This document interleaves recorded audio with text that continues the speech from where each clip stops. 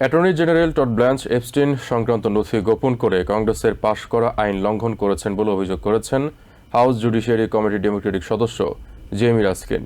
তিনি আরও অভিযোগ করেন ডোনাল্ড ট্রাম্পের প্রায় $1.8 বিলিয়ন বিতর্কিত রাজনৈতিক তহবিল বাস্তবায়ন এবং ট্রাম্প তার পরিবার ও ব্যবসার বিরুদ্ধে সম্ভাব্য আইনি পদক্ষেপ ঠেকাতে ব্ল্যাঞ্চ ভূমিকা রেখেছেন। রাস্কিনের ভাষায় শেষ পর্যন্ত ট্রাম্পের ব্যক্তিগত আইনজীবীকেই তার ব্যক্তিগত অ্যাটর্নি জেনারেল হিসেবে দায়িত্ব দেওয়া হয়েছে। অ্যাটর্নি জেনারেল পদে সিনেটে টড ব্লাঞ্চের মনোনয়ন অনুমোদনের পরও তাকে নিয়ে সমালোচনা থামছেই না। ব্লাঞ্চের বিরুদ্ধে আইন লঙ্ঘনের অভিযোগ তুলেছেন ডেমোক্রেটিক কংগ্রেসম্যান ও হাউস জুডিশিয়ারি কমিটির র্যাঙ্কিং মেম্বার জেমি রাস্কিন।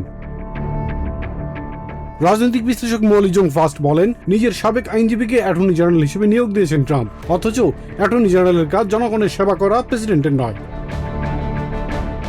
বিশ্লেষক হায়েস ব্রাউন দাবি করেন, রাজনৈতিক পরিপ্রেক্ষিতের বিরুদ্ধে আইনি পদক্ষেপ নিতে ব্লাঞ্চকে ব্যবহার করতে পারেন ট্রাম্প, যা তাকে বিপদে ফেলবে বলেও মনে করেন তিনি। ডেমোক্রেটিক কংগ্রেসম্যান সুভাষ সুব্রামণিয়াম বলেন, কুখ্যাত যৌন অপরাধী জেফ্রি এপস্টিন মামলার নথি গোপনের মূল পরিকল্পনাকারী টড ব্লাঞ্চ। ব্লাঞ্চ জাস্টিস ডিপার্টমেন্টকে ব্যক্তিগত আইন সংস্থায় পরিণত করেছেন বলেও মন্তব্য করেন তিনি। রিপাবলিকান সেনেটররা ব্যক্তিগত সুবিধার কথা চিন্তা করে ব্লাঞ্চকে সমর্থন করে থাকতে পারেন বলেও মনে করেন সুব্রামণিয়াম। ট্রাম্প প্রশাসনের সাবেক হোয়াইট হাউস অ্যাটর্নি টাই কব মনে করেন, ব্লাঞ্চকে ভোট দেওয়া রিপাবলিকান সেনেটররা তাদের সততা বিসর্জন দিয়েছে। এর ফলে দেশের সবচেয়ে দুর্নীতিগ্রস্ত এজি হিসেবে ব্লাঞ্চের নাম উঠে আসবে বলেও মন্তব্য করেন তিনি। আইওয়া ইউনিভার্সিটির অধ্যাপক ও রাষ্ট্রবিজ্ঞানী টিমোথি হ্যাগল মনে করেন, ব্লাঞ্চ নিয়োগের ফলে ট্রাম্প আরও বেশি নিজের ক্ষমতার ব্যবহার করতে পারবেন।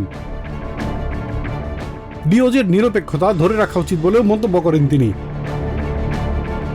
তবে আসন্ন মধ্যবর্তী নির্বাচনে সংবিধান সুরক্ষায় টড ব্লাঞ্চ কাজ করবেন বলে মনে করেন রিপাবলিকান সেনেটর বিল Cassidy.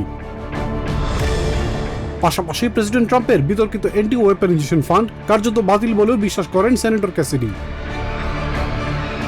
Ilias Kamal, TVN 24 news desk. New York থেকে সম্প্রচারিত টিভিএন 24 টেলিভিশন বিশ্বজুড়ে বাঙালির কণ্ঠস্বর।